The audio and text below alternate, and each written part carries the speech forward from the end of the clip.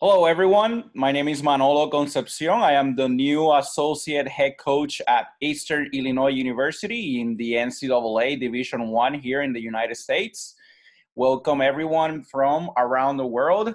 I was born and raised in Puerto Rico, but then later moved into the States to coach in the junior college level and then NCAA. And when this crisis began, I wanted to create an educational opportunity for all of us coaches, fans, and all communities around the world to try to see if we can learn from experiences and backgrounds from guests that will have been involved in different phases of the game. So here we are 2 months after we began, and I am honored and I feel that I have the privilege of having one of the, if not the best coach in the world, Mr. Giovanni Guidetti. ¿Cómo está? How are you, Giovanni? Todo bien, todo bien. Thank you for the nice presentation, but I'm very, very, very far to be one of the best in the world. So already we started very bad because it's something I don't feel at all, and I don't like to feel at all like this. And that's one of the most important qualities for all of us coaches, just to feel that we're always learning, that we're always getting better. And, I like I said, I feel honored to have this opportunity that we probably would have not had otherwise. When do you get an opportunity to speak face-to-face, one-on-one with someone with so much experience? Can you tell me what are you doing throughout this pandemic, Giovanni, now that everything has stopped?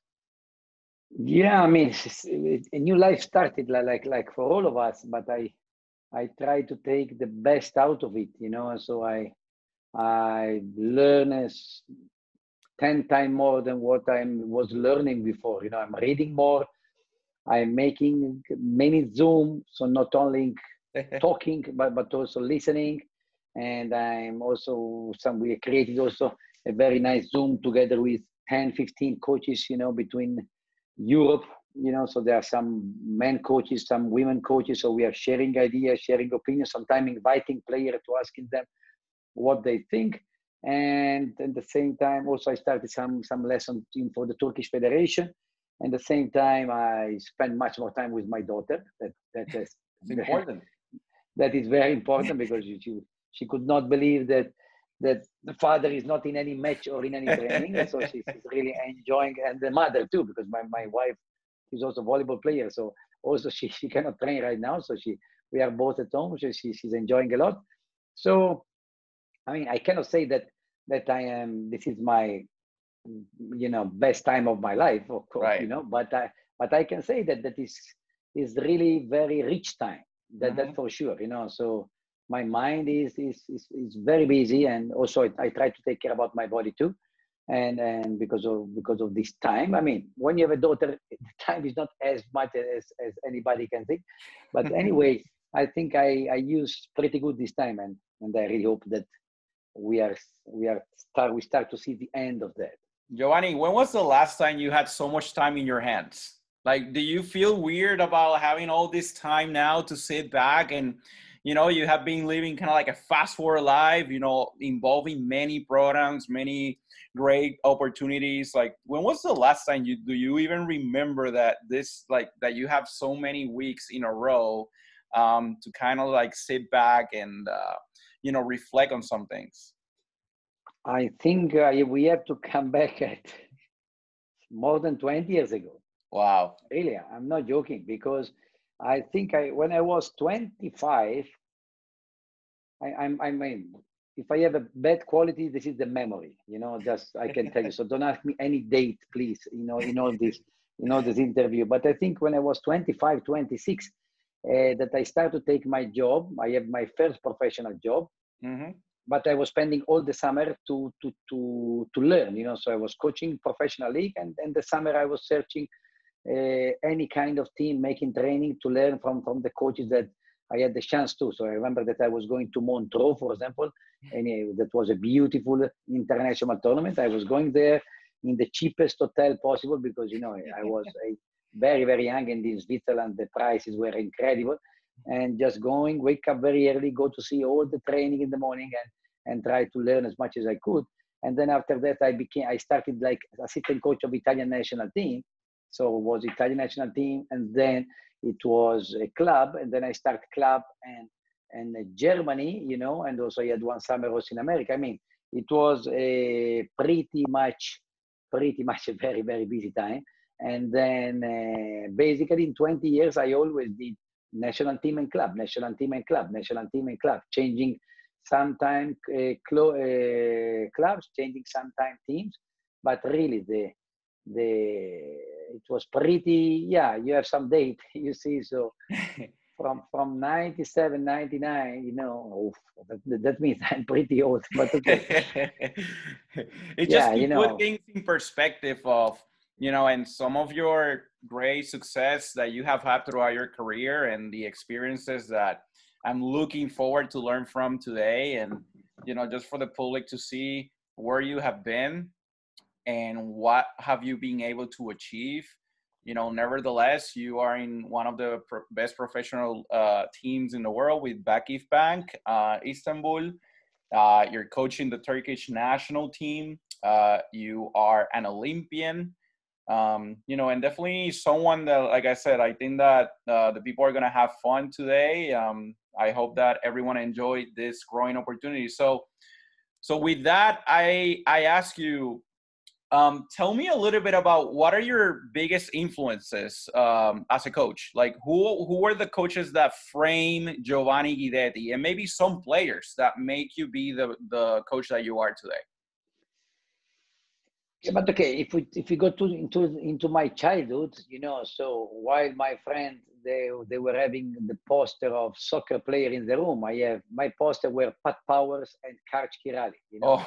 Oh. And then it came Steve Timmons, you know. So I was really, you know, I was born with, like say, you know, really in a volleyball net, you know. So I was really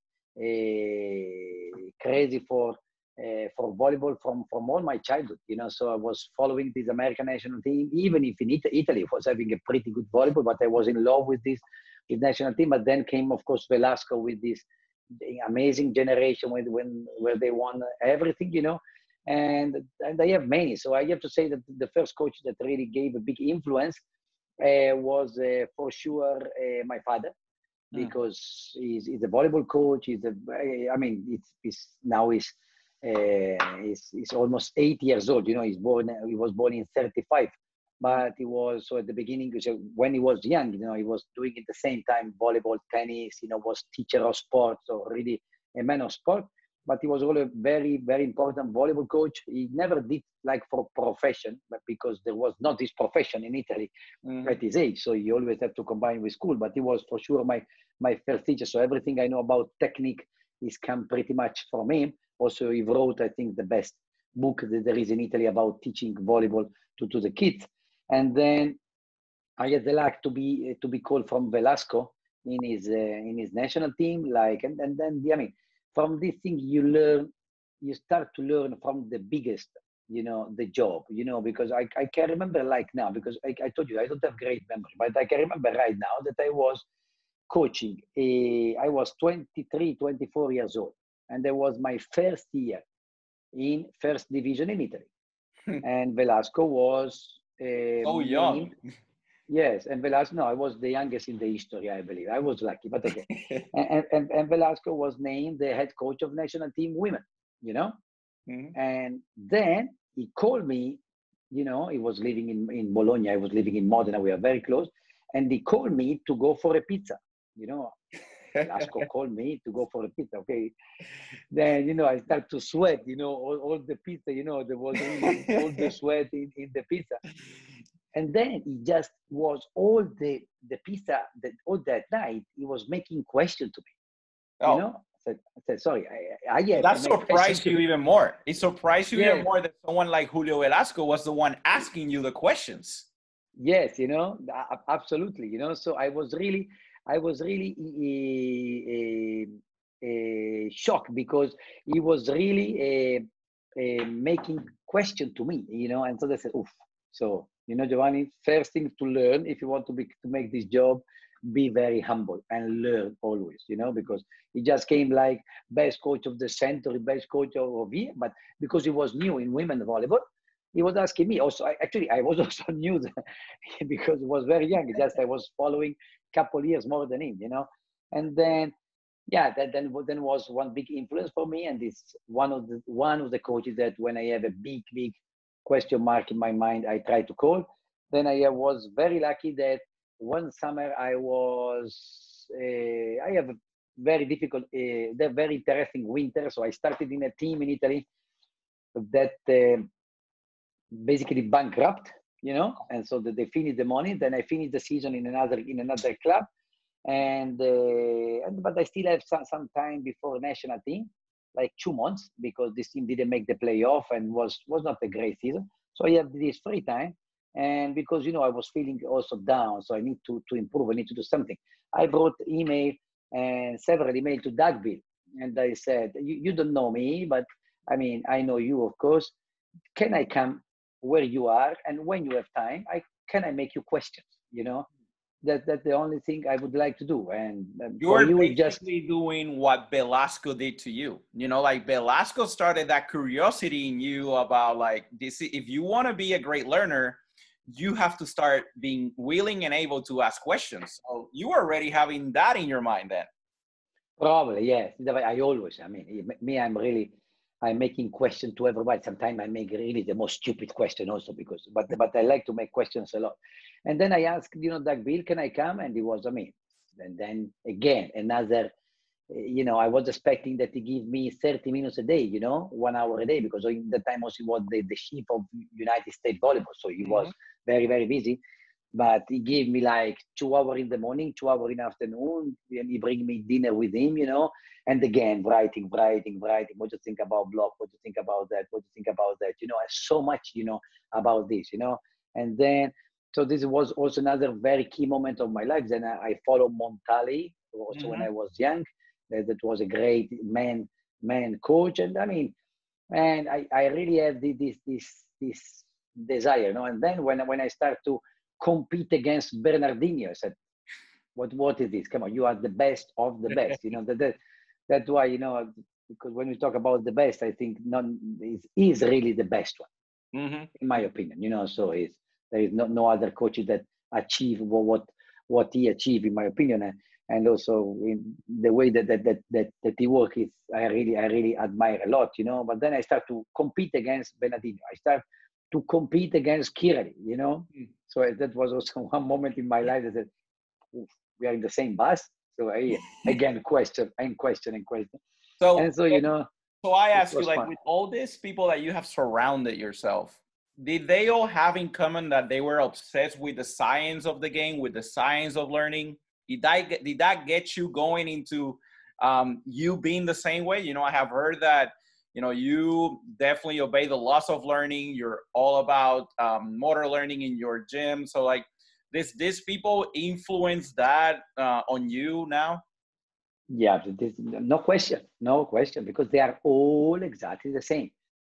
So again, I was with Couch, and was really, I couldn't make my question that he answered in 2 seconds, and then he made a question to me, so it was kind of, come on, you are Couch Kirali, so you don't have to make question about volleyball. You invented the game, so it's your game, So it was fun, so I had the luck to see many of that. De Roberto is another person that I have really great relation with, not many from Castellani and really many. I cannot count, the people that admire, the people that I really believe they are genius in this sport.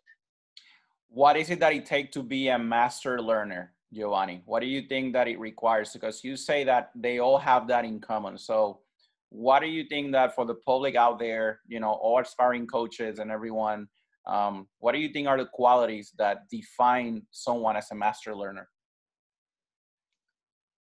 I think to be a real master learner, you have to accept that you don't know everything.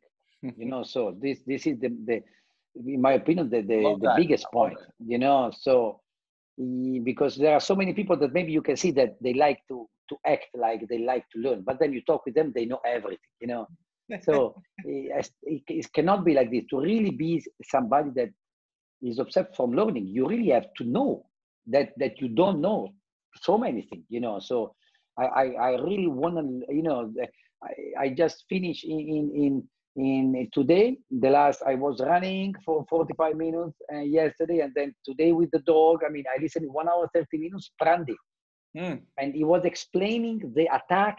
Silvano Prandi. I mean, I think he's almost. I don't want to say wrong thing, but I'm pretty sure he's over 70.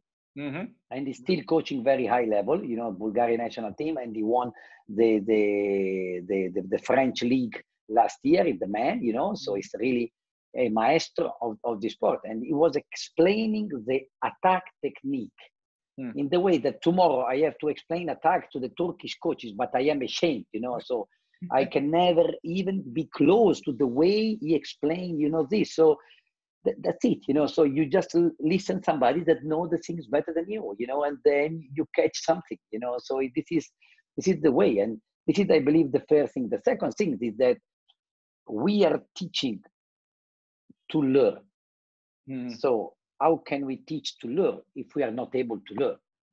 So my sister is a mathematics professor, so how she can teach mathematics if she's not able to make the mathematics equation? So it's pretty obvious, so she has to be able to do that, and then she can teach. So if you want that our player learn, we have to be the first one that want to learn. This is, in my opinion, something. And the player, they have also to see that, that's why for me is so another fundamental part. So like you were mentioned before, I am the luck to be in Vakiban.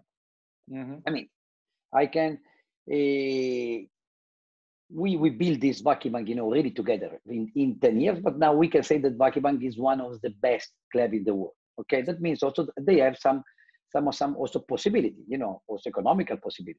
And one thing that I'm asking to my club every year is to bring somebody that I don't know very well from outside Turkey and outside Italy, because of learning new things, So okay. I have 2 years a year. Someone to challenge you and make you uncomfortable in a good way, Giovanni. Someone that will get you out of your comfort zone.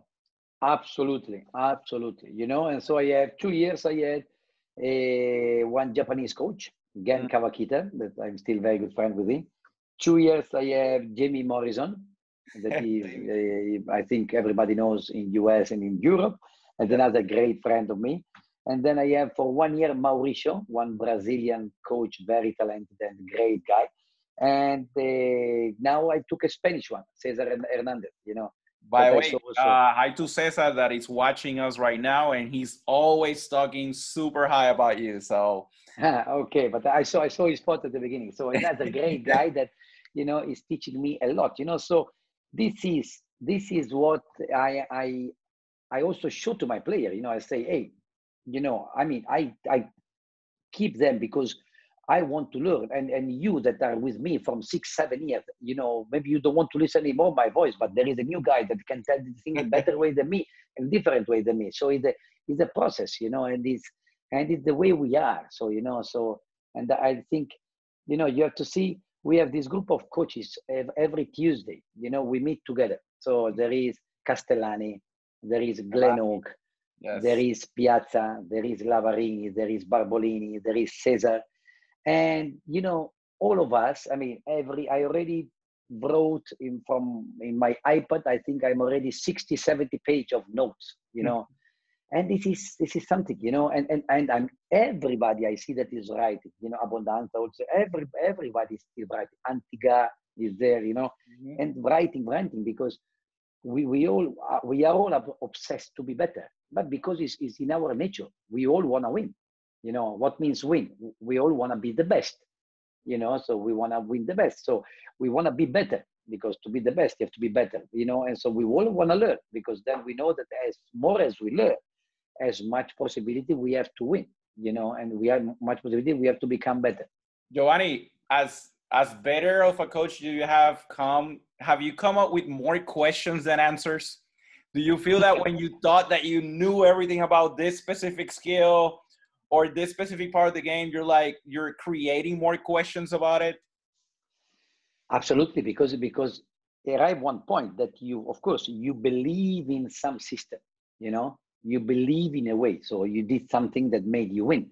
And then you believe this is the right way. But then you see another team doing little different and winning as well, And so you see another receiver that, all my life I was really teaching reception, like you have to really freeze, like I like a lot American way to teach reception, freeze your run, freeze your run, stay good, stay strong. And then this year I coach Gabi Guimares. Yeah, she finished the season around 90%. Oh, 90%. 90%? 90% between plus and double plus. You know how she ended every reception? Like this. She's here, something that is theoretically is unteachable, but probably she's the best receiver in the world. Yes. So, I mean, just like Karch, that Karch pass like this, like who can explain? Yes, and you was really like this, so but this is why I think we are all crazy, That's why we are all crazy, because and because it's so fascinating, our job, because it's not, even if there is here Cesar, but it's not mathematics, it's not that this plus this give you this result, Just gray. Gray is always subjective. It's always moving, and there's no absolute truth, right? Absolutely. And this is the fun, like tomorrow I have to talk with the coach. I have to talk about arm swing. So I was thinking I know something about arm swing, and then I start to see some player today, and then the arm swing of Kim Young is totally different. The arm swing of Gabi Guimares, that's totally different to the arm swing of Kimberly Hill, that's totally different than the swing of Ju Ting. So how then of course you have to find the similarity in all of them, that gives you this, So hey, let me ask you this. I'm gonna go random on this, just like practice. Speaking about swinging, over or under your shoulder? Under. And why? In my opinion, have to be little, because I saw many, and then I saw many really today, and so most of them they're doing, because I think it's very natural, So this is pretty unnatural and it give you pain also, So as soon as you do that, this is hurt a little bit. Omero in Italian. Yes. I don't know if it's also in English, But when you are like this, it's much more. Yeah, this is not a normal movement for your labrum. Yeah, nothing that feels comfortable with. You can feel pretty easy, So that's the way I like it. Then I was watching all the players today. They are all, making this swing without any problem, and pretty good, So it's good, So that's the way I like to teach. Then for me, the blocker, of course, I will go more with elbow up. That's no question, So this is also something that is pretty clear. But then in women volleyball, we have one leg, then you cannot go one leg like this, The one leg, everybody is swinging in a pretty different way. Giovanni, so this is the way that I prefer to teach. And really, I was thinking today that many players are like this, but then more I was watching today, more they are very similar to the elbow, little down to the shoulder. Even the players that are attacking. Even in our sports, you can see people like in tennis serving under shoulder. People in American football throwing under shoulder. Baseball pitchers throwing under shoulder. It has been basically an arm mechanic that has been used around different sports. I'm gonna go random again and ask you about the importance of feedback. Tell me, what would be a perfect feedback system for you, Giovanni? What have you learned through your years? Have you changed your ways of providing feedback? And do you provide feedback differently to men and women? Okay, men, the feedback I provide to men is my stuff because I never coach men. So it's 20 years I'm coaching women, so I cannot help you so much. So, I mean, I can tell you here what the science says, but everybody knows, So I believe that for every one bad feedback that you say, you should say 3 positive things, kind of. So this is the way. But the way I do feedback is the reason why one of the reasons I think I'm not a good coach yet, because sometimes I lose my patience. Sometimes I give feedback in a wrong moment, and this is still a very learning process, and the thing that you understand that you really have to, you never learn,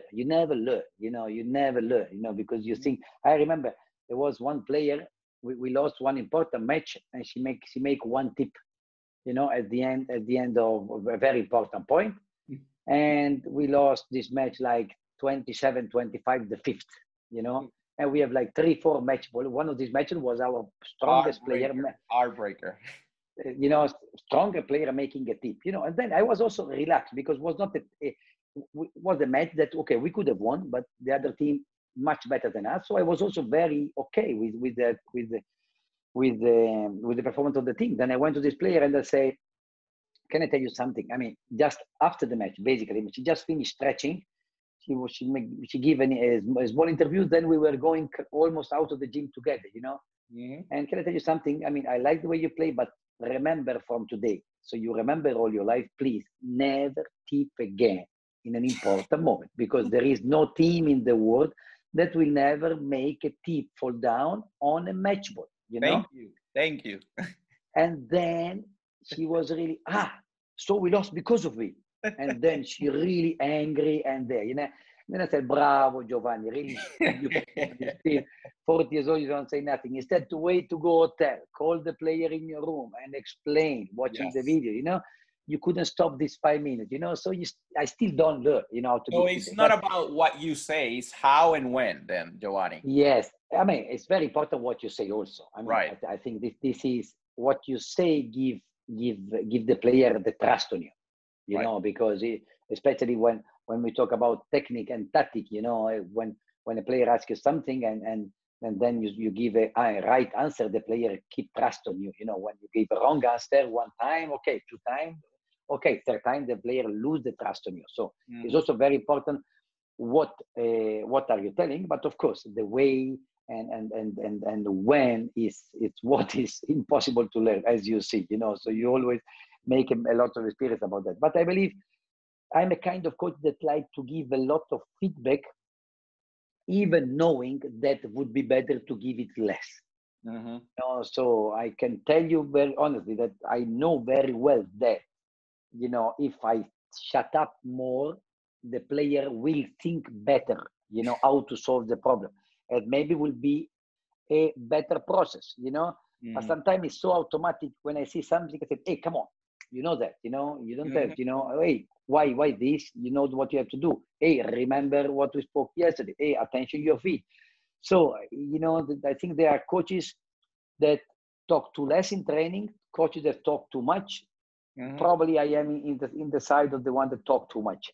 Giovanni, but it's really important that you're saying this, because at your level, with your success, you being able to share this with the public, us, the mortals, feel like, what? If Giovanni struggles with this, we have the right to also struggle with it. And I think that's a concept that always changes. I'm always self-evaluating myself and thinking that I got on the way of learning, or I got on the way of that possible win that became a loss. So you do struggle with the same things then, even at that level, Giovanni.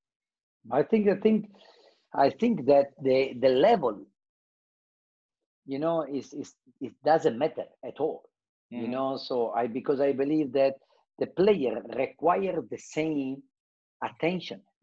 So it's not that the college player require less knowledge or less attention that you think, probably you think require less because you know what to do, she's the best in the world, but the college player, you need to teach more, at the same time, the sensibility probably is a little different, so I really believe that coaching cannot be rated, because if you are coaching a 13 years old, you are coaching a 35 years old, you are facing probably not the same problem, but a lot of problems are in common, and you are facing always a relation with other people, and not that that is another level. Yeah, it's another level of physical power. Yes, it's another level of technical ability. Okay, but then it's all, then he's a human being, it's all about relation. We had in this Zoom that we do for coaches, incredible. One time we invited 4 players. I don't make the name because it's not nice, but it was very nice. I mean, one of the best setter in the world right now, one of the best diagonal desktop, men volleyball really couple years ago. One current very strong position 4 worldwide, another position 4 that stopped a few time ago. And basically, so tell me what you need from coach, from your coach. Tell me one thing that you need from him. Basically, all of them, they Let say them be. trust and loyalty. Oh, nice. All of them. Oh, trust and loyalty. I need to trust my coach. I want a coach that tell me I am bad. I don't want to a coach that say, you are not too bad, and then I sit. I want a coach that said, you are bad, and sit, because the other is better than you. Giovanni, So they ask. And in that same line, Giovanni, with that type of player, how do you make sure that you allow a good amount of mistakes for them to feel in a good learning environment? In that, and to allow that skill acquisition stages to go on, how's your patience in that regard, with mistakes, and how does the player feels that you trust them? I think that the key about this is the explanation before. So if I tell to the player, okay, today you are struggling in, I don't know, in blockout. Okay, so you never use the hand because you are afraid, so you make too much tip, but you are afraid to take this risk. So I want you to learn this. So today I want you to take this risk. So if that day she can mistake 20 attack out, okay, no problem, because I ask her, but she cannot mistake one tip or one attack slow, or she cannot mistake because she don't try. No, I ask you, you can attack there, so you have to attack there every ball. If you start again to attack like this, then I will become very angry, so because I asked her before. So, I think they are in the process, the player have to know what they are allowed to do, in this kind of process, so it's very important for me that they have to understand that if they have to learn something, they are allowed to mistake. Absolutely. Then so I think they feel in a safe environment around you, and they feel that they can be vulnerable. And you were talking about that in the beginning of the conversation, how they need to feel that you are a learner, not just them, that you're going through this process with them, and that they're able to also provide you feedback. So is that the dynamic that you have on your team, right? This is the most important part, so without the feedback that my player give to me, it's very difficult for me to teach and coach them, because it's not the coaching is not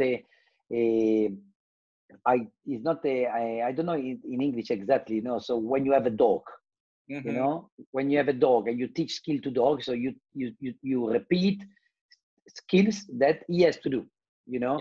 coaching is not this. Working on goal presentation, basically. Yes, I mean, in Italy we really have two different names. When you are working with an animal, we have a different addestramento, but I don't know in English. Oh, yeah. Okay. So training, basically, you're training. Yes, but training, yes. Coaching is not that. Coaching is continuously talking, listening, talking. How is it? How is your feedback? We make this change. How do you feel with this change? Is it changing, bringing result? How do you feel? I don't feel very good. Okay, we change. We try this way. How do you feel? And maybe better. We keep going like this, So without this communication between coach and player, coach and staff, I mean, the player and staff. So without this communication, the team and the player cannot reach anything, in my opinion. So it's so important to ask to the player, So for me, I continuously survey the player. I like to make 1 minute, 2 minute chat at least with everybody in the gym every day, because this gives me a lot of feedback. And I heard that you also do that in game day. So on game day, you like to meet with each player, every single player of your team, at least for a minute. How do those conversations go? Like, even with your number 12 player, Giovanni, what do you talk about in that day? Yeah, correct. I like to do that. I don't even know that when it started, but I'm realizing that I'm doing is this is I mean, I tell you, I'm not a science man, so I'm a more an experience man, Mm-hmm. so I'm start to study more now than what I did before, that's for sure. Mm-hmm. And, so this is something that I learned from my experience. So I just had the feeling that, before the match, the team has to be really united, so if you are not united, with the team, team staff and player, then it's very difficult to perform good and to win against strong opponent, especially, but against everybody. So I started to do this just to feel the player and to make them feel close to me and just to remind them what I want from them, because That's so important. anybody. So important. They're going for a challenge and you are reinforcing their confidence. You're basically just talking confidence in that day. You want your boxer, you want your bull, you want your monster to go ready for battle, basically. Kind of, yeah, kind of. And then because it's so important that everybody in the team feel that is there for something, Mm. then of course there is. When I talk about the team, I always make the example of the orchestra. You Mm-hmm. know that there is this, that this triangle. Yes. That there is one guy that plays this triangle once every 25 minutes, Minimum and role, minimum role. Yes. yeah, nobody understand what is this. But of course, if you, but even this that looks at everybody, come on, who cannot do this? My daughter, 3 years old, can do that, I believe. But for sure, if you do in a wrong moment, in the wrong time, will destroy everything. So So you have to do. everyone matters. Everyone Yes, matters. And how do you bravo. how do So you make sure that that number 12 player, especially in your national team, for example, how do you make sure that in the number 12 player feels as important as the number one player? Giovanni, do they know that they're not going to play, Giovanni? Like, what do you have? Like, how do you have those hard conversations? yes, if really I know that he will never play, so I mostly use this time to talk about what happened in the week, Mm, or the next day. Said, okay, okay. okay, I have to tell you that I like a lot the way this week you improve your reception. Mm, You work very hard. I saw your focus and very, very nice things. So I'm really proud of you. Okay, to know today, there will be probably not so much time for you. Okay, but try to at least catch from the bench what you can learn from your teammate that is a great receiver. Kind of like this. This can be mm. what I say to the player Simple, that I just believe simple things, simple that I things, and believe very he will never specific. play. Then the one that they have some specific role, and I like that in my team, many of them they have a specific role. It's like double change and one change just for one serve or one change for one reception. I just reinforce what I need from them. And just reinforce where they are good on. Okay, so this is basically what I like to do in this tour. When I see a player that is little down, of course I try to work more on her self confidence, on her trust. When I see a player that is already very, very, very, very, on fire, I just remember, okay, keep attention. In setter one, they do this. In setter six, they do this. You know that you can attack more this shot against this middle blocker. For example. So just reinforce the technique and the tactic. So, um, take me to a timeout. Take me to a timeout of yours, and how do you delegate responsibilities within your staff? Because you seem to have great relationship skills with your team, with your staff. So, how do you involve everyone feeling that they're part of what you're wanting to achieve? But first of all, I think that the staff is the key of everything, because the staff is the team that have to lead the team that will go in the court. Mm-hmm. So if the team staff is falling apart or there is a problem, how I can hope that they can lead good the Yeah. other team. Yes. So the staff is so fundamental, so fundamental, so because is really is the is what make the team work every day, is what make the team going, is what make the team pushing, is what make the team believing, is what make the team giving atmosphere. So if Mm-hmm. there is a just one little problem in this stuff, then the team immediately understand, immediately they feel, I remember there was one time in Germany with my great friend Felix. Kovlowski. I'm really good. I mean, we are very good friends. We work 8 years together. Wow. But then, there was one time that we played Grand Prix. We were in China. We played terrible, terrible. And then I said, okay, tomorrow morning, I can't accept this level of this attitude like this.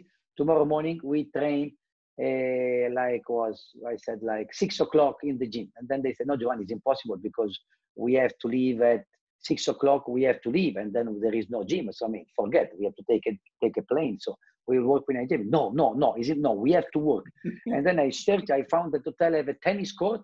And then I said, okay, tomorrow at 5:30 in the tennis court, we work on technique, And the staff was angry with me, especially Felix was angry because Giovanni, it might make no sense because it really, it probably was right. It makes no sense, and just you are angry, and now you are just want to show your power, and it's very stupid why you're doing that.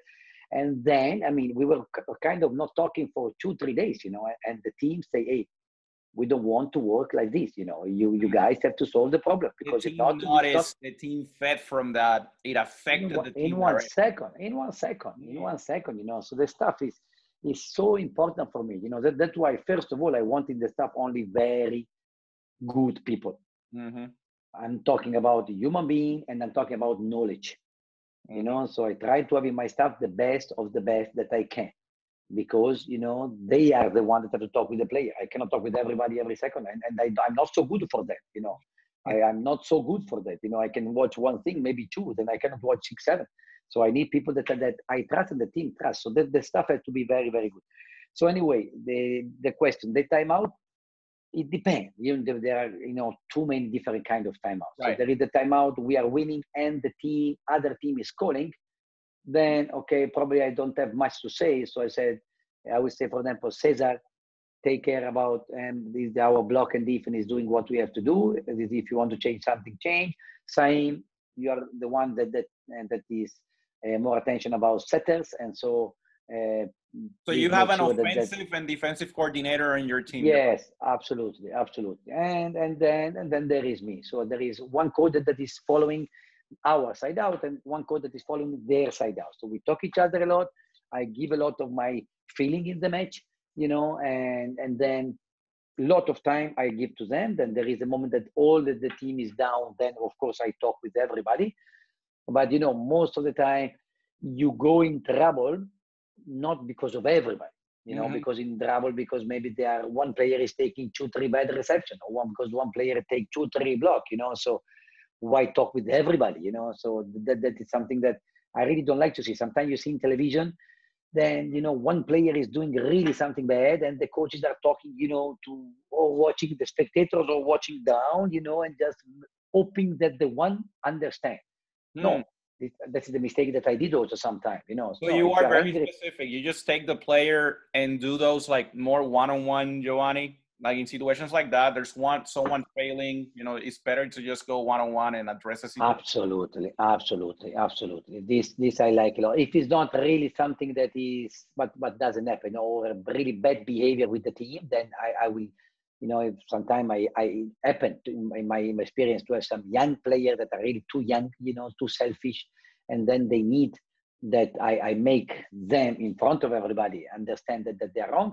But okay, this is just for some attitude problem. Or there are, some more specific things that I will take the player in aside.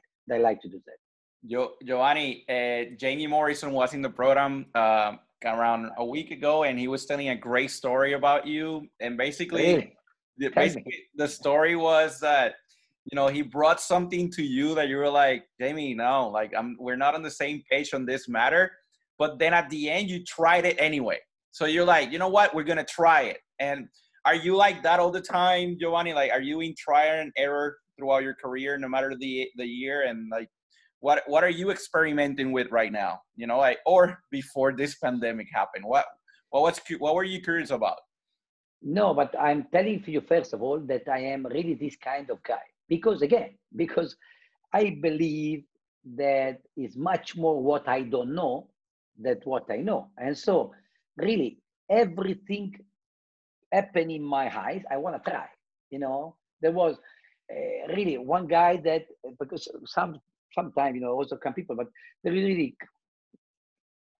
one guy came from, he saw my training 1, 2 times. I think he was coaching in Austria in a second, third division, a young team.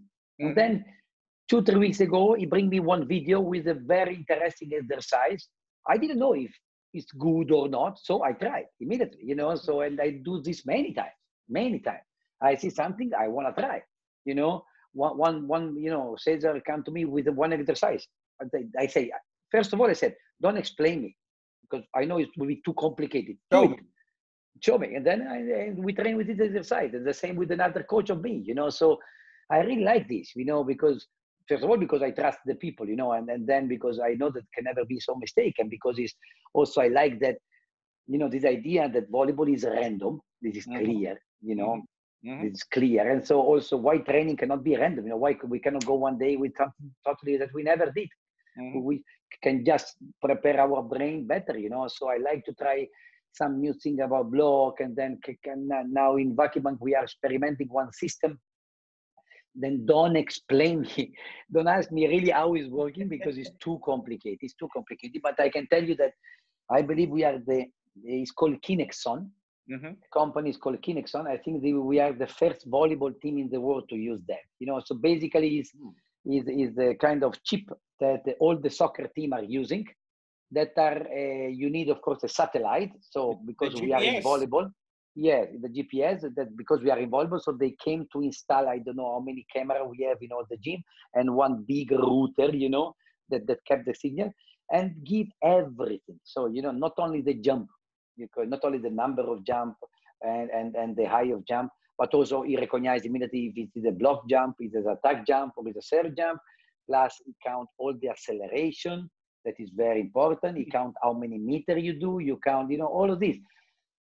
It will be very useful. I don't know, but you're trying. We have to try. Absolutely. At least you have a lot of information, and then you can choose what you want to use at the end of the day. Yes. We have, but you have to see already the face of my stuff, because now I know, because arrive one guy in the gym, one guy that really sometimes I really don't know.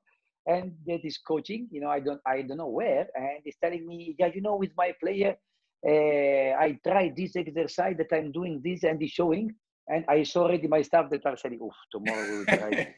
Yes, and tomorrow I try this, and sometimes I really like, why not? So this is pretty the way I see the things. So I am also changing a lot, because also in this way, there is one time that I was so obsessed from, the tactic, so we have to know everything, because we have to know everything.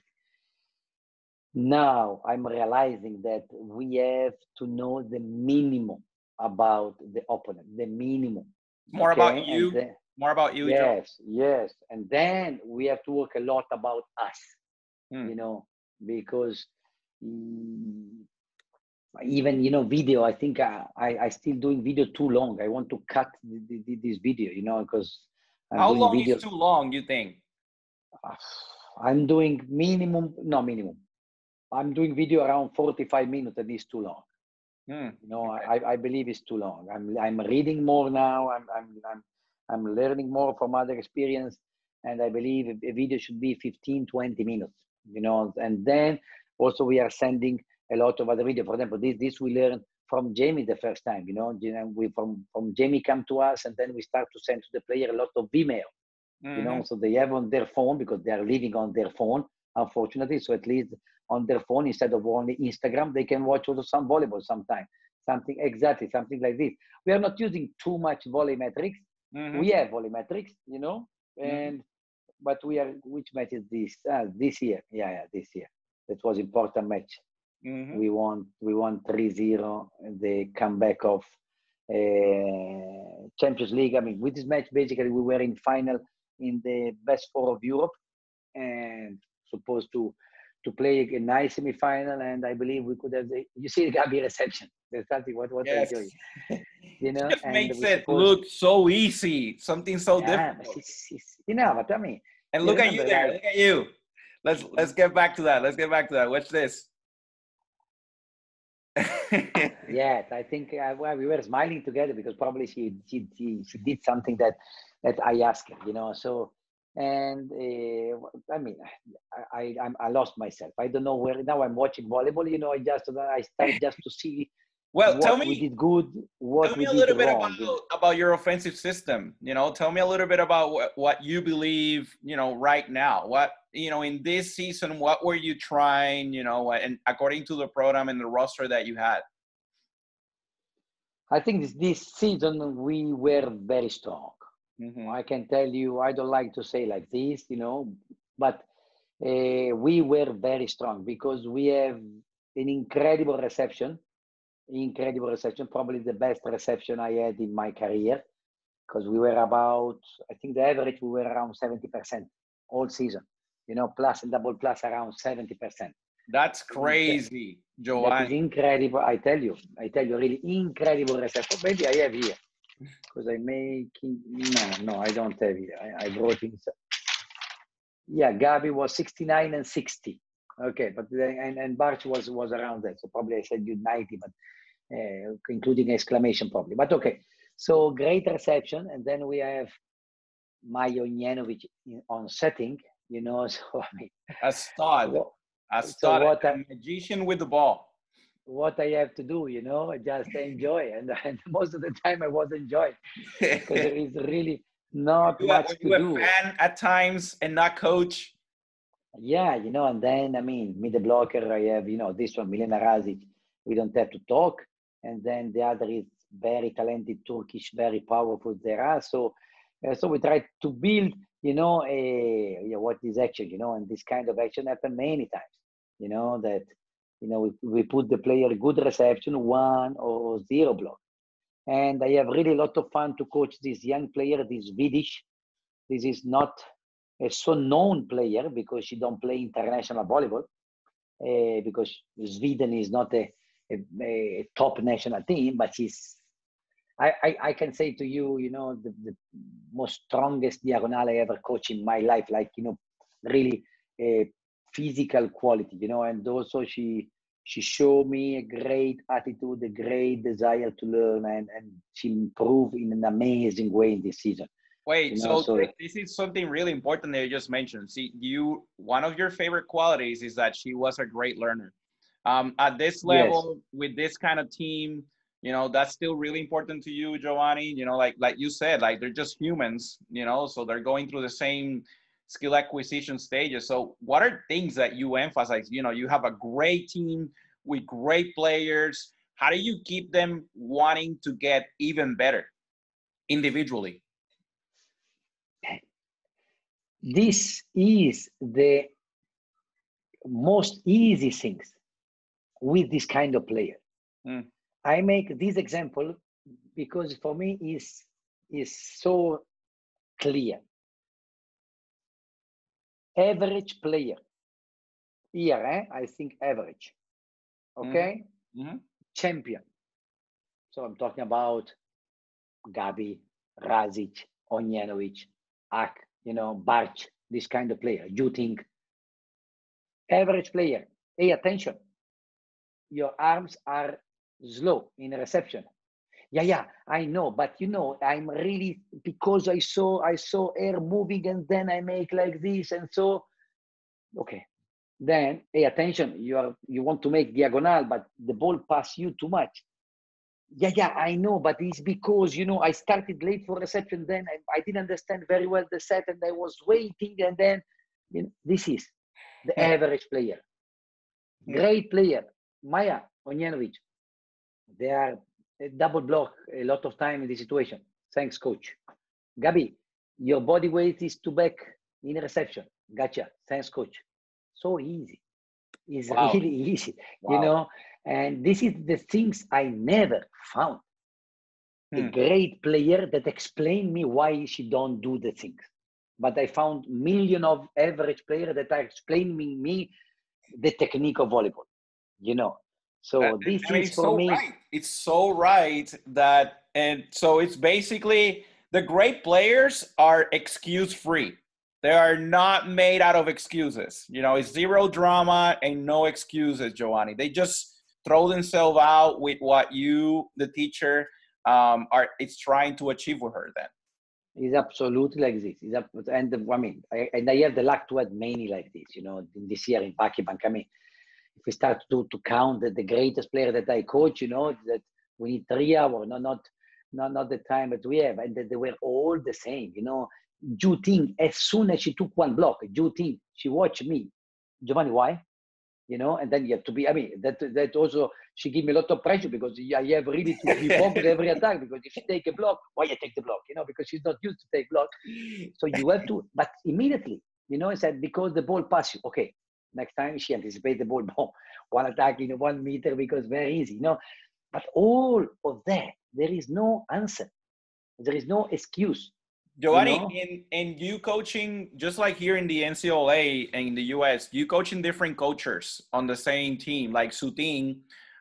Is she, because she comes from a culture of more task oriented, does that change the way that you talk to a different culture?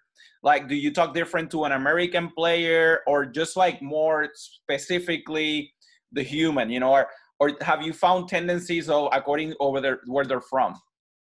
No, I found difference between a great learner and not great learner.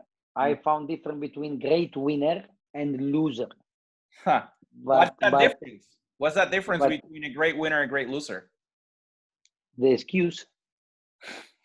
I think pretty clear the excuse. So there is always the reason, most of the time, out of me why I'm not winning. So this is the difference. There is not okay, no, today was like this, but we go, no explanation million. Okay, so this is I believe the first reason. I can tell you this story because I know you. I can see that you like the story. we prepared the national team, Olympic qualification this year. We was Turkish. We did this great tournament in Holland, and we, like every national team, actually we were even little more luckier than the other because we have probably 1 week more. But like every national team, we came there that we came from different coaches, different athletic trainer, different way to train, because even if in Turkey, but they come basically from 5-6 clubs different. Somebody in a great shape, somebody in a bad shape, somebody used to play with a setter that make like this every time, another come with a setter make like this every time, and we have 10 days to go to play for Olympic. So basically, wow. I made,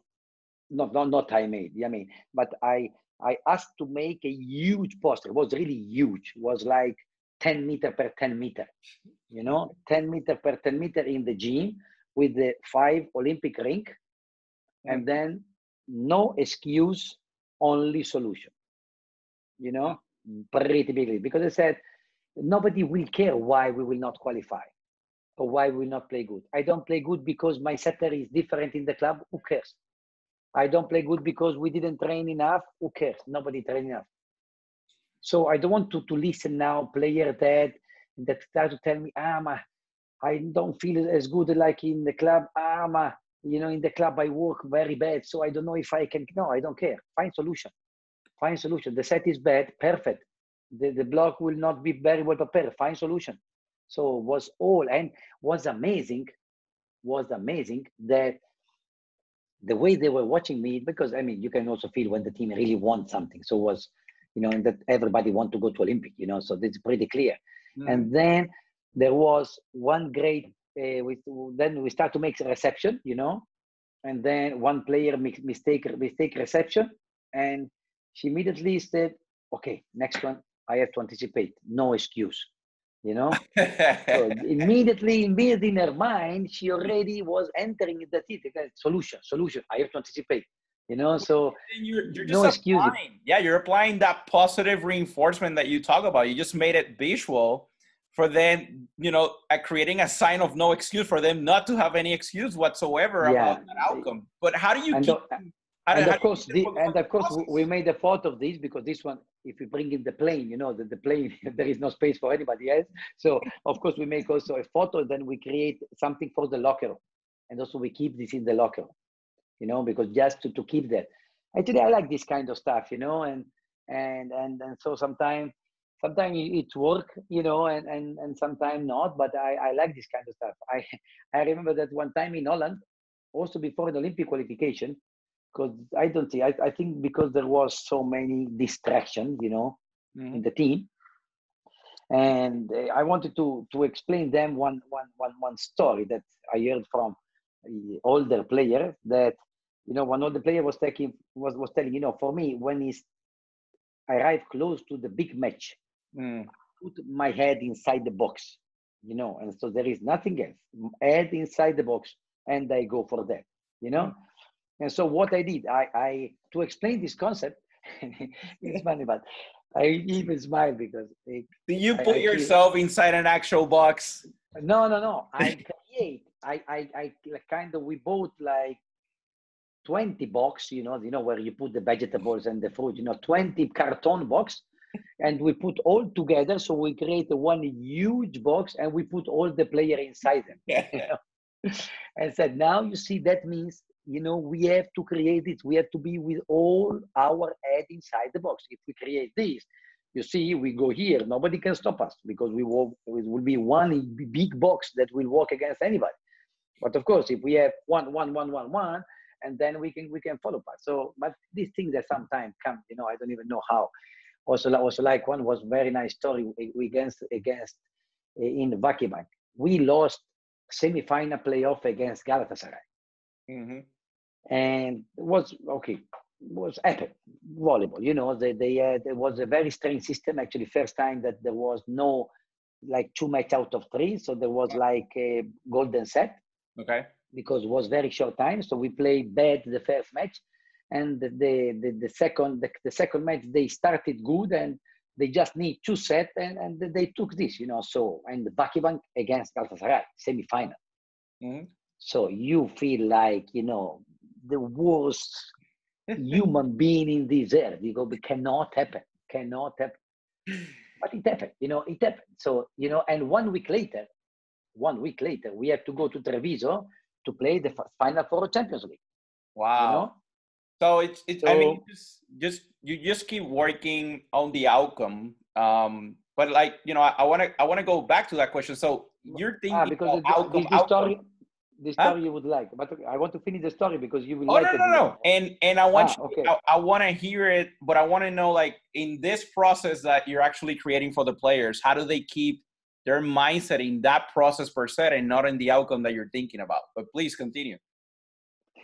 And then, you know, so think, because when you do this kind of match, you cannot sleep, you know, and then think, but then we have to go to Final Four, and, you know, and we have chance to win Final Four. And if we win Final Four Champions League, I think nobody will care anymore that we lost the semi-final of playoff, you know, because, I mean, still Champions League, the most important tournament of everyone, you know. So we just have to forget, and we just have to be the focus.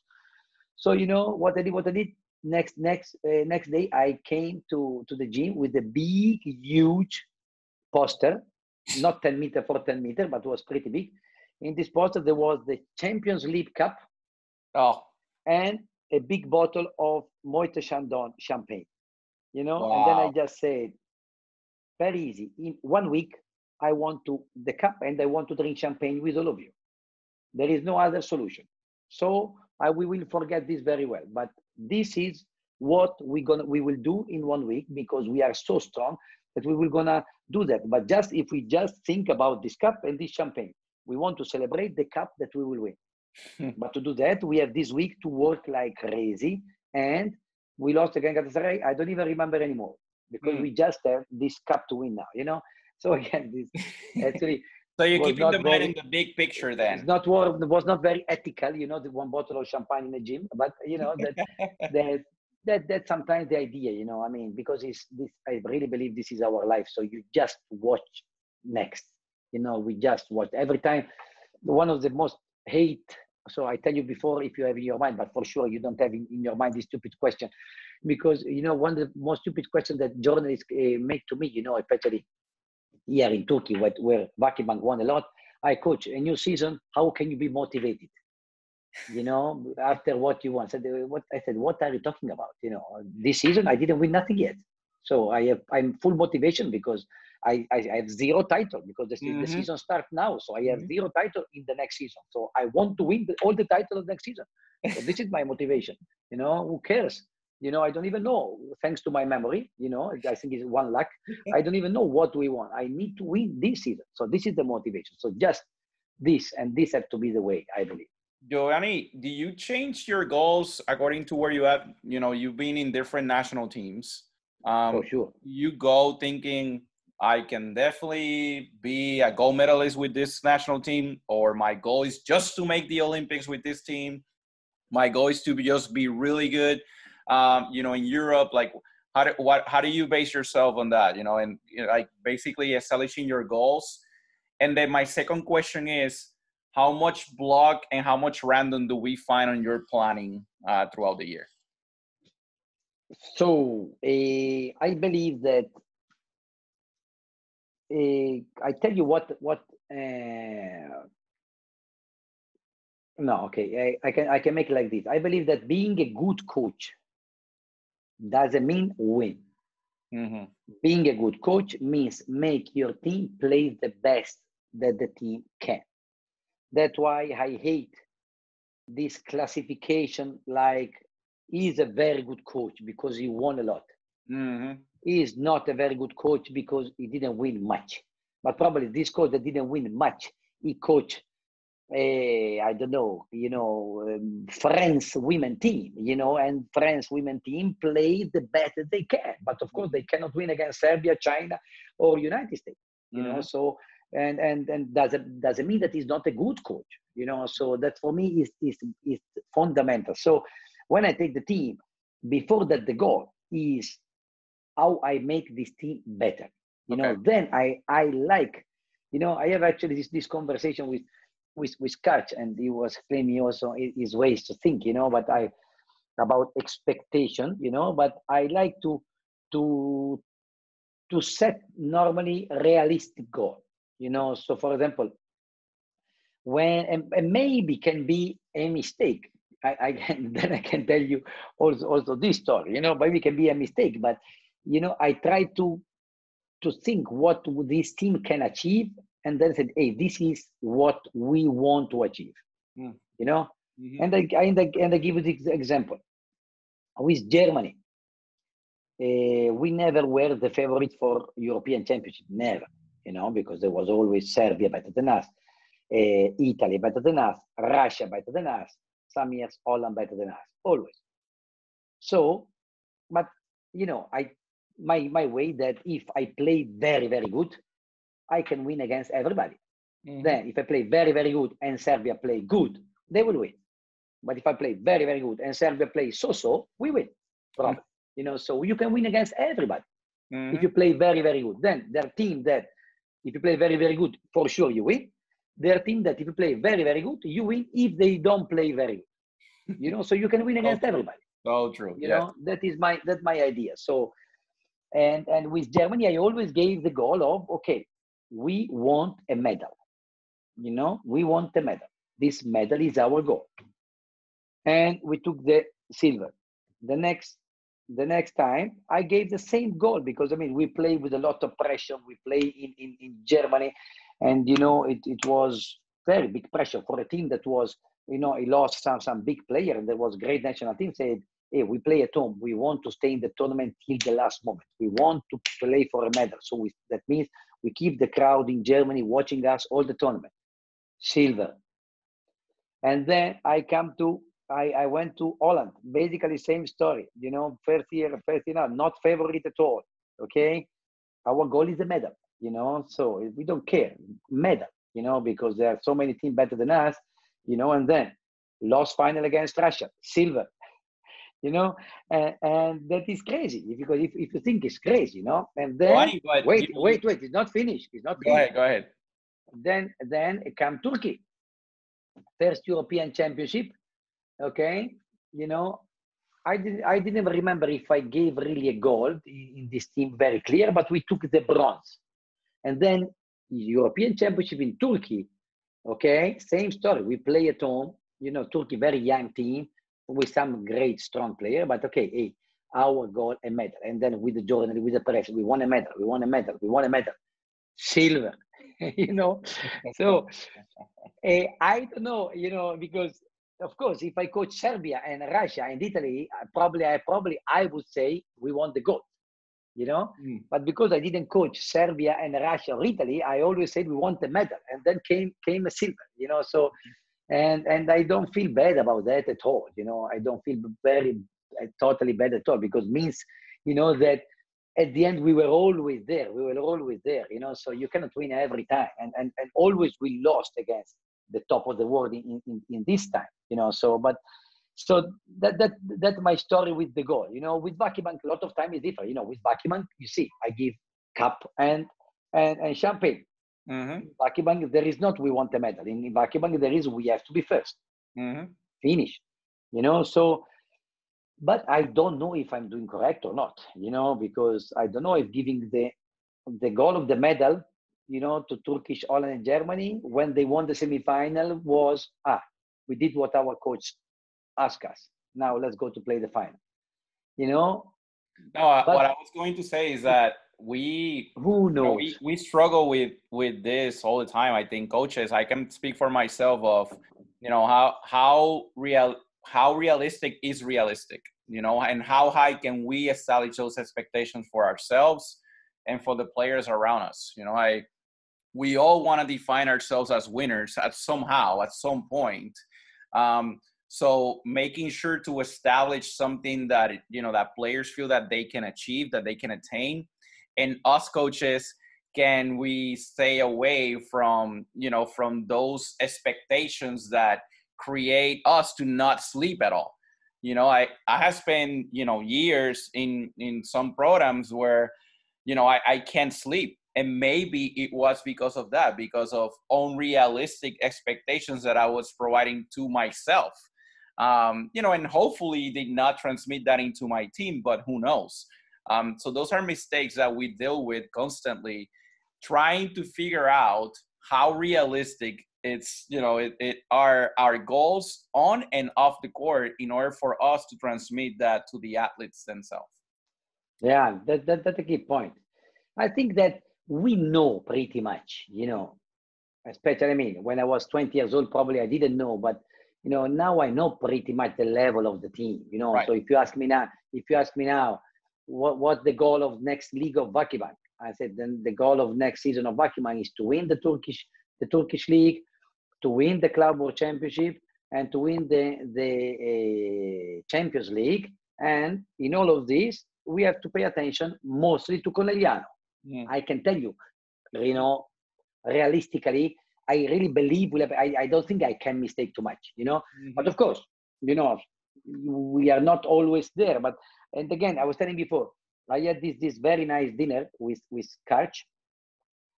That Karch, he loves to come to Istanbul, because when he comes to Istanbul, I bring him always in an amazing restaurant. We eat a lot. We have always great time and great food. And he told me sometimes something about expectation that is very, very interesting. I still don't know if I agree 100%, but it's very interesting. So he was telling me that low expectation bring better happiness. High expectation bring low happiness. That means if I expect to win and I win, why I should celebrate? But if I don't expect to win and I win, then I celebrate a lot.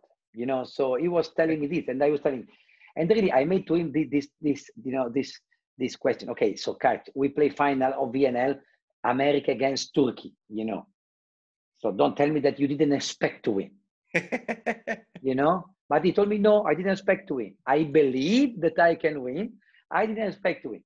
So he was right for sure in that case. So where do you stand on that? Do you at least are your own expectations different from what you share with your players? No. No, I like transparency at all. About this, I like to share with the team the most that I can.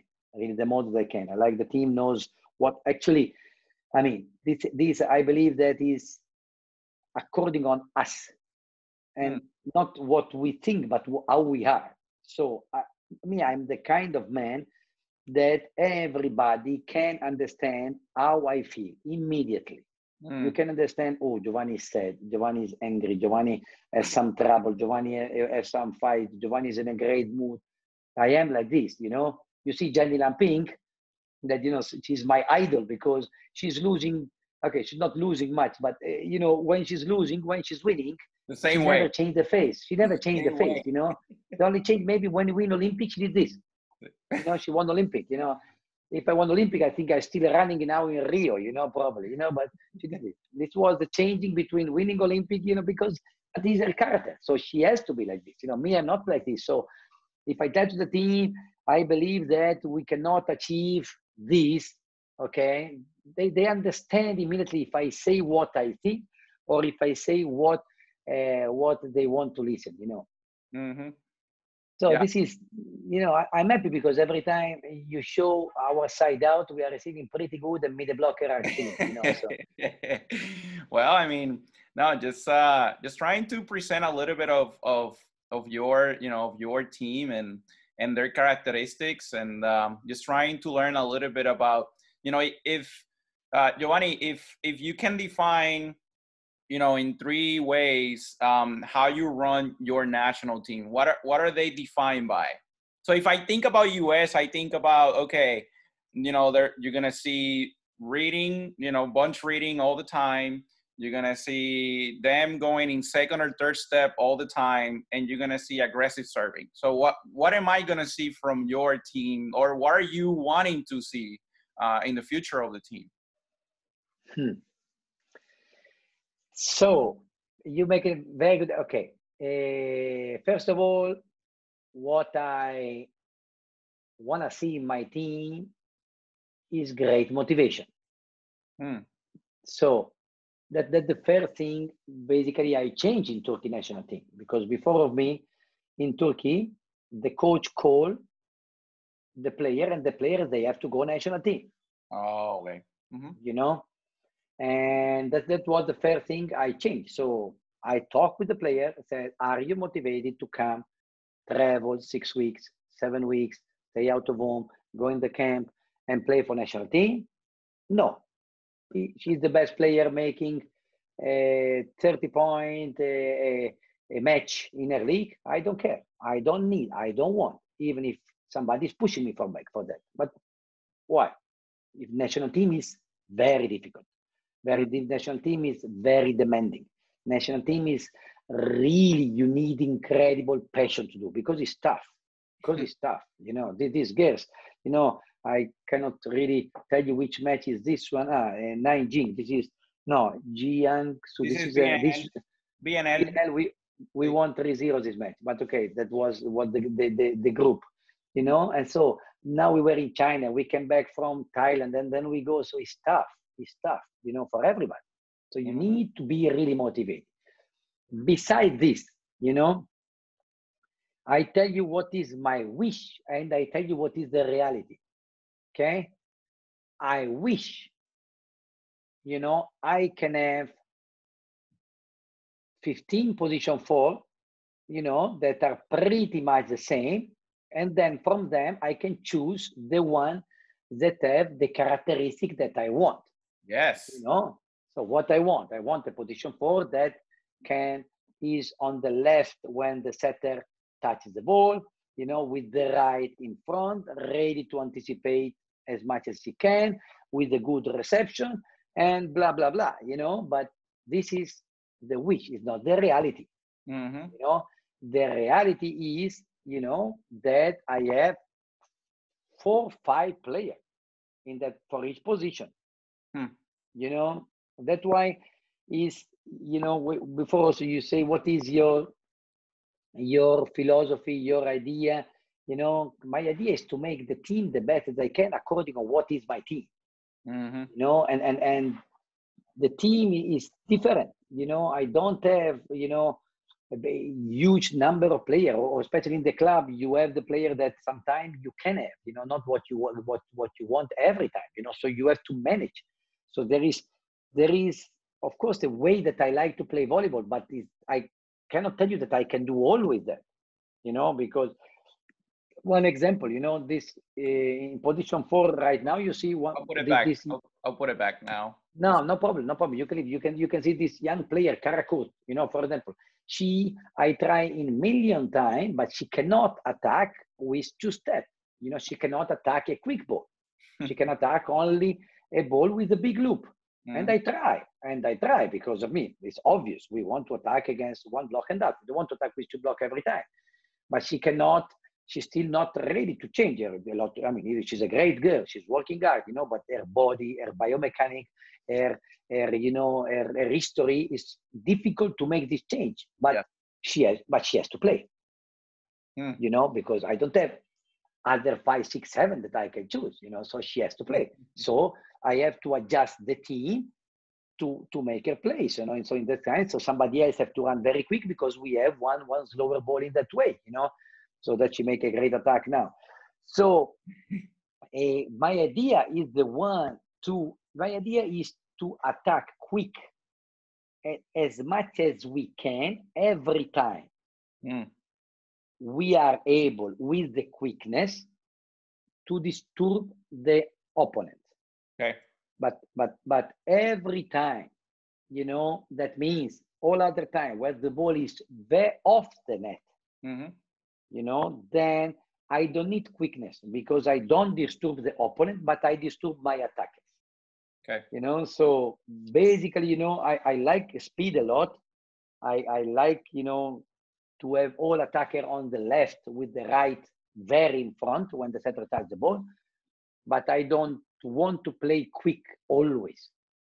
So one thing that I was telling yesterday in an Italian clinic, I was telling, playing fast is very beautiful, but winning is much more nicer, so I don't have to play fast because now it's a trend to play fast, because if I have a player that like high ball, like for example, this Gabi, I try to play with Gabi the same ball that Kimberly is playing, but she cannot because she have different arm swing, and she have different history.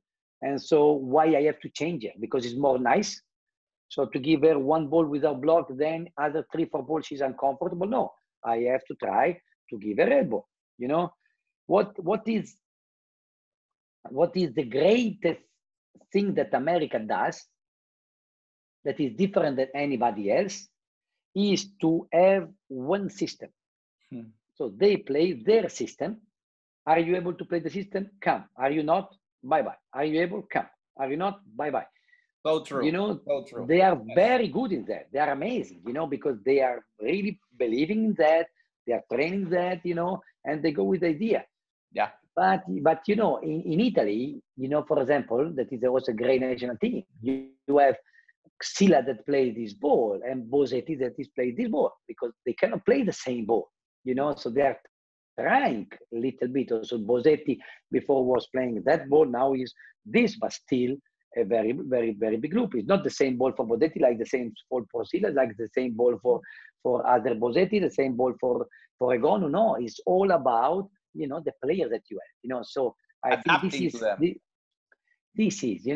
coaching at the end is like very similar to cooking, so you enter in the kitchen and of course, also in the, you have to do with what you have, so the great chef is what they make you a great meal, whatever they enter. They find the way to combine what they have to give you a great meal.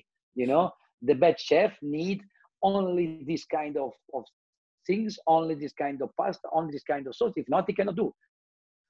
So I really believe that our job is, especially in Europe, because we don't have any national team, no national team has the number that have United States. I think also there are many players that coaches don't even know that maybe they are very, very good. How many teams you have in the college? 300. 336 just in Division 1.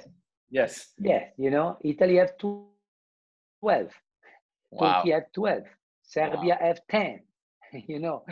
So Holland have 0. They have 1 league, but nobody plays there, so you have to mix what you have. This is the fascinating thing of this job also in the same time, and the most difficult, the most difficult. Are you involved with youth development in Turkey as well? Like, are you controlling the whole thing from the senior to the youth and junior? I prefer not to answer to this question. Okay. No worries. So tell me a little bit about youth development in general, and then how it relates to the level that you're coaching right now. What are things that if you have total control, what are things that you would design for, like back? Oh, I wish players would get to my team this way. Are we missing something in youth development right now? What are tendencies that you're seeing that could be improved? I can tell you that I am pretty sure, I'm not sure, but I'm pretty sure that VakiBank is the club in the world that invested more money in the coaching staff of youth players. Interesting.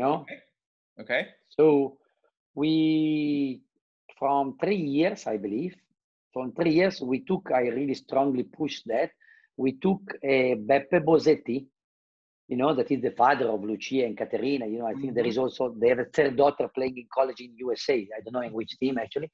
And, because I believe from the people that I know, that is the most expert coach in the world to teach to the young players. Okay. So this is, in my opinion, one very important part. The coaching of the youth is too many times gift to young coaches. Yes. Yes. And in my opinion, is very wrong. Yes. It's very wrong, because the coaching of the youth has to be given to the coaches that are very, very expert. Because it's much more easy, it's much more easy to coach a youth, than to coach a 14 years old, 16 years old that have to learn volleyball. Because a youth, if you know the game, and if you study very good the tactic, you can manage somehow, I believe. But at 14 years old, they ask you, how can I pass? Then you have to know, and of course, if you have to go to dentist, you want to go to a dentist that made 1 million tooth in his career, or you want to go in a dentist that made 100 tooth in my career? I want to go in the one that make 1 million. So same like to coaching to the young, so I want that my daughter, or your daughter, our daughter, we want that a young girl that want to play volleyball, she go to a coach that know volleyball very, very good, because the base are very important, and I think what I see in Europe, because again, in America, I think America is totally different area, because this is history. It's always America was at the top level, always, because with this number, you will always find, and this great coaching, that they have always, you will always find big talent. Yes. For sure. You cannot find, impossible. A lot of people playing the game. Yes, younger mathematics, but in Europe, that our number is much, much smaller, so you need to teach very well. And I believe what we are mistaking is that we are copying too much what the senior team does, and this, I believe, is a big mistake. Because of what? Because these young coaches, a lot of times, they come to see our training. Oh, very nice. And they go, but they teach the same way that you're teaching. Yes, level players, Olympians. They're trying to do the same with 13-year-olds. Absolutely. So don't misunderstand me, because I think this is a very important part. I believe that the way we are coaching now, for sure, is much, much better and more evoluted. It's English, evoluted than the way that was coaching 20 years ago. No question. Okay. But if the technical skill of the player right now is not the same of the player of 10, 15 years ago, maybe we are missing one part. Okay, so I believe, for example, that we misunderstood, we misunderstood what means training individual and what means training 6 and 6. So when training individual doesn't mean make a repetition. Doesn't mean make a repetition. Training individual means give to a player many repetition as we can in a system that require a thinking, a reading, and then of course an action. Real to the game, transferable. Situation more real to the game, but with a lot of individual repetition. Okay, one stupid example. Okay, attacking on the wall. Of course, it's not really so amazing, because there is nothing special. I believe that I did all my life when I was a kid, and I have a very good hand. I don't know if it come from this or not, but of course it's not a great drill. Instead to attack on the wall, you create a situation that this player can attack from a box, from a real set if you don't want to jump, and aiming the court is just much better. So this, setter, you give the ball to the setter, always same and set, okay, is making repetition, but you give every time different ball setter have to try to manage, then he's giving repetition in a real situation. So we are missing too much the individual work right now. The individual work for me is fundamental, because if as much as I repeat situation, I will become good on that. I mean, this is neuroscience, 10,000 hours to become expert in something, Federer that every morning he make 1 hour of toss of the ball. 1 hour of toss. I have one friend that in Switzerland, Bosetti. He was coaching in the same Olympic center of Federer. Federer early morning before starting to play tennis, 1 hour of tossing. Just not even serving. I mean, you need to Tiger Woods. I don't know how many driving ranges he does.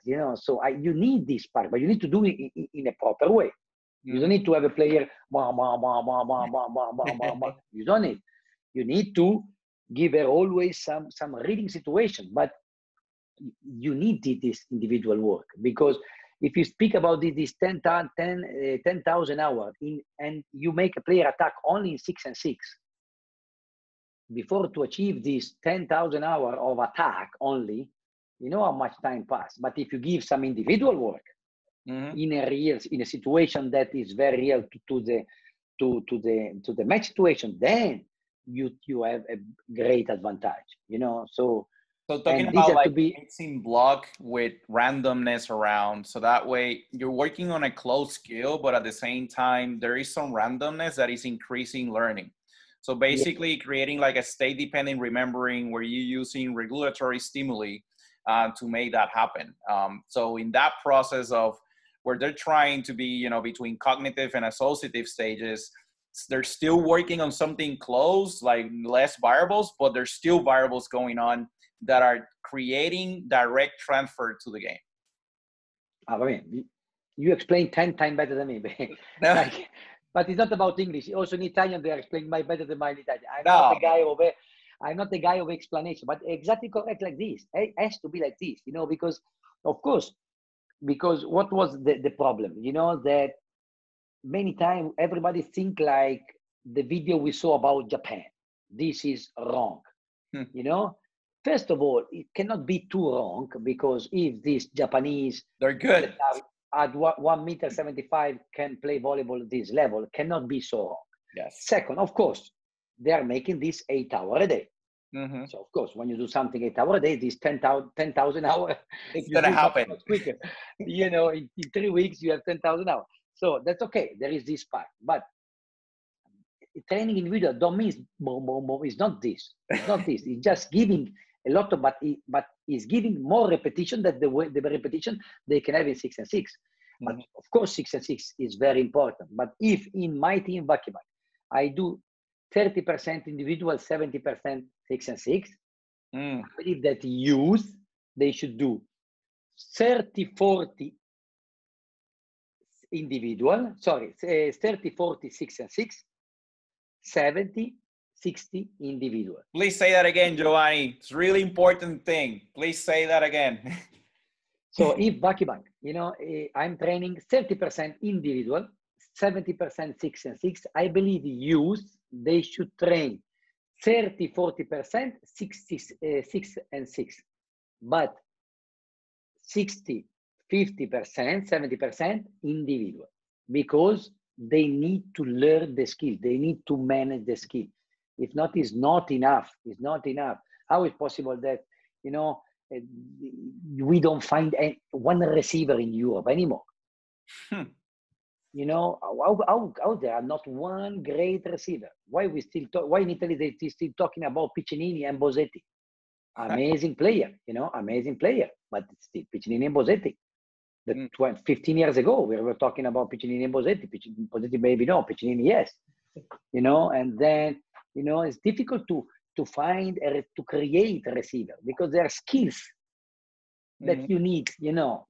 You find one girl of 2 meters that jump 1 meter.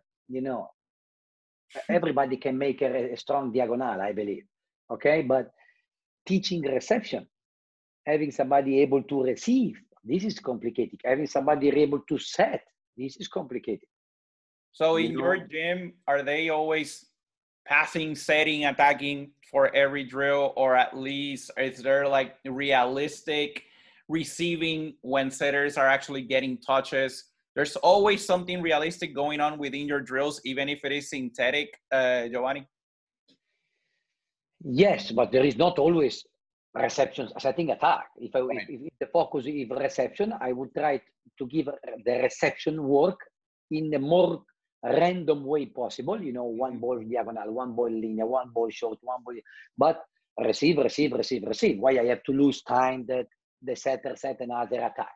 I don't care. I want to give a lot of repetition reception, but in a very random way.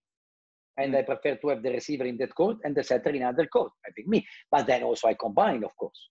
And then also I put in 6 and 6, So it's again, this, kitchen job, mixing all together, also like a drill, it's not that there is one way. No. And then, it's one time I went to, or I saw in the video, one clinic of one American coach that he did in Italy. And to explain what is wrong in the gym, he showed coaches from the box attacking. Yes. He started this clinic coach in Italy, I remember, maybe 5-10 years ago. This is wrong. Okay? Come on. It's okay. You think like this. Then you go, Saquarema. Saquarema is the training center of Brazil. I enter in the gym, one player, 6 coaches in the box. 6. one box. It was one box from 4, one box for the shoot, one box with the blocker box, one back there, and 2 box for a back. 6 coaches in 6 box. But America is winning, yes. Brazil is winning, yes. In different ways. Yes, can be one is true, one is not. That's why I believe that, I like to copy from everybody. I like to catch from everybody. That is, why not? I don't feel guilty. When I see a good drill from somebody, I copy immediately. If I have the chance, I tell you, I copy your drill. And then I made some adjustment, or I keep like this, but because I have to be, a mix. I have to be a little bit of Japan, a little bit of Brazil, a little bit of America. We don't need. I don't feel I have to be one way. So like we work like this. You strike me as a simple person, simple coach. How many drills you use during a season, you think, Giovanni? And has that decreased as time has passed? I think a lot, because I don't like to repeat one drill many times. Okay. So, but also here there are other theory, many other theory, So let's say the structure of my training is pretty much similar. Okay, so there is one very short warm-up without ball, maximum 10, 12 minutes. And then there is normally a focus on an individual work, can be individual on block, in reading, of course, individual of defense, in reading, always one small block of service reception every single day, service reception, okay, every single day, but for example, these three parts, okay, warm up without ball, also changing every time. Then the individual work change every time, so every time I change a little bit this way to train this drill. If it's defense, if it's block, if it's setting, changing a little bit the way to do this part. Then we go service reception. Basically same drill, but always with more changing. So and that. And then we go to warm up shoulder. My players stay in couple 1 or 2 minutes, not more. I hate pepper. I hate. Okay, and then we go on the net. And the net, we have really, I can say, million drills, just to warm up in rotation. We call this Brazilian drill. With the player are rotating, all of them except setter and libero, or sometimes also them, and they are all attacking and defending and receiving from different positions, all of them.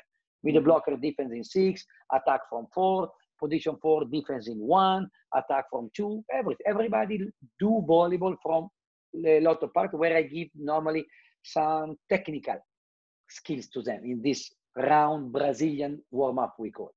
Then we start 6 and 6 with some, normally the first drill is without point, and then we give one main drill with the point, and that's it, So the formula of the training is pretty much same every day. Okay. But inside of this, I like to change drill.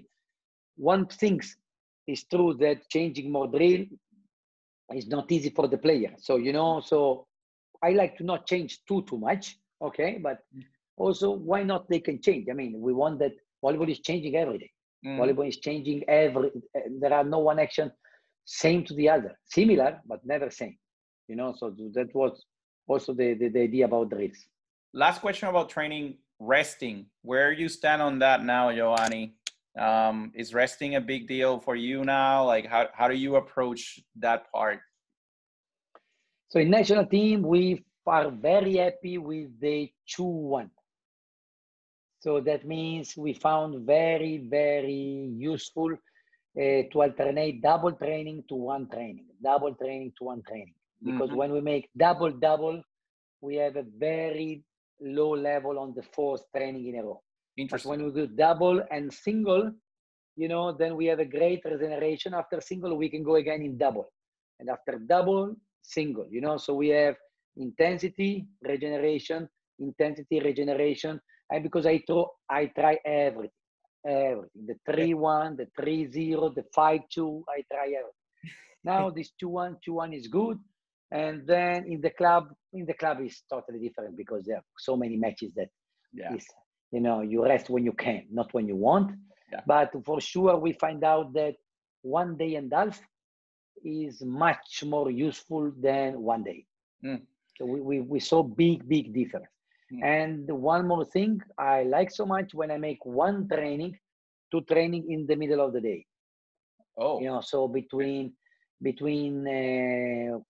2 to 5, kind of, because this I saw that gives the player very good rest because they can sleep, they can make their good breakfast, even little late, make the body good adaptation, come to training full and go.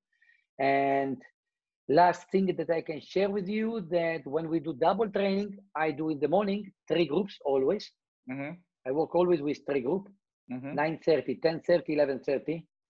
And the 3 groups are 1 group setter and libero, 1 group receiver, 1 group diagonal and middle blocker.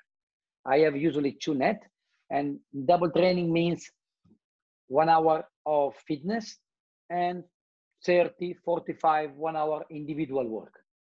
Okay? Sometimes jumping, sometimes no, mostly not jumping. Then from this double train, so each player make 2 hours, so the coaches make 3, but the player make 2 hours, because they make 1 hour fitness, 1 hour volleyball. Then I like to give between the 2 training at least 5 hours always. So the second training, I finished at 12:30. Second training started 5:30. And actually, you know, some players at the beginning, they were, wow, so much rest. Then they find very, very, very useful about that. And so this is what we found. And I like when we do one training to do that. In Holland, I tried something that was very successful, but because it was a young team. And instead of making the individual and fitness work in the morning, I was making in the morning the 6 and 6, and in the afternoon the individual training. Why? And I have incredible result. Why? Because you start to understand me, just to change and to see if bring better result. You know, I think I listened something from Velasco and immediately I try. You know, nice. And then always, you know, you start to know me. I ask the player, how do you feel? And they had great answer. They told me, I love this system because in the morning my focus is higher. That is clear. Everybody knows that. And so I can really do very well the 6 and 6. Yes. And afternoon, I know is individual and fitness. So, you know, I don't have to focus on, you know, think too many things, you know, like the score, the block and defense, you know, my teammate. It's just me, you know, thinking about, you know, improving myself and fitness. And so I don't need too much focus. I can do even in late evening. Makes so much sense. Was very successful. I try in the club, disaster. No. Because I have, because I had, you know, the player over 30. Yes. You start, Giovanni, I cannot jump in the morning. I cannot push in the morning. I have to wake up 6 if I want to be good at 9:30. Also understandable, you know. Also understandable, you know, for sure. For a young player, she don't care to jump at 9:30 in the morning. But for a 32, 33, it changed a little bit. Interesting. You know, so this is pretty much the way. Last question of the interview. Tell me what's on your bucket list, not volleyball related. What do you want? Do you want to you want to hike a mountain? Like, what is it? What is it that drives you in your personal life? What's left that you really, really, really want to do? I want to help as much people as I can, you know. So I try actually now. I started a small project in Turkey.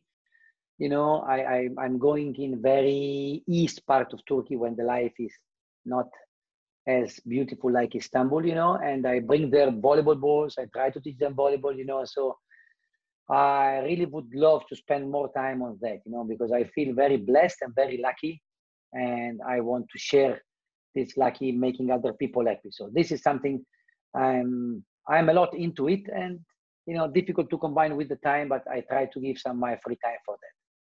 That's so awesome. Any last words for the viewer, Giovanni? No, I think they will be already tired to listen. I speak even too much, and what was great. I mean, it's nice to make interview. I mean, it's not an interview; it's the chat between coaches. So it's nice. You know, I cannot stay 2 hours with a journalist, but with another coach is always a great pleasure. It was a great honor to be here because, I mean, I saw the people that you have in your presentation at the beginning. You know, so big honor to me to be part of this group. So thank you for inviting me to be here. This is Giovanni Guidetti. Like I said, personally, and what I have heard, you know, one of the best coaches in the world, someone that has been also a master learner. You know, and you can see, like, for the people that have been following the Volley Junkies, the best coaches in the world, just like Coach Guidetti said today, they have this in common. They're master learners. They're obsessed with learning. They're obsessed with getting better. They want the best for other people. And I think that everyone can apply what Coach Guidetti said today as well, of the importance of relating with the learner. You know, how the learner feels about the process of learning would affect the capability of that learning to continue to want to improve. So wanting to get better is as important as having the ability to get better. And I appreciate all these learning opportunities that you have provided to us today, Giovanni. I have been looking forward to this interview for a long time now. So again, thank you so much for everyone that has been following us, and thank you for everyone that has been, you know, allowing me to bring you this educational possibility. Please go and like and follow our page. We're going to continue to have great conversations with other coaches. It has been a great learning experience for me for these past 2.5 months. Hopefully we can get it going. And again, what other way we could have found to meet with someone like Giovanni Guidetti for 2 hours, and and him to be humble enough to share his stories, his experiences, and and some of his great knowledge. So thank you everyone that is watching around the world. Gracias a todos los hispanohablantes que han estado escuchándonos. Y we'll see each other again. See you soon. Bye bye. Thank you. Good to see you.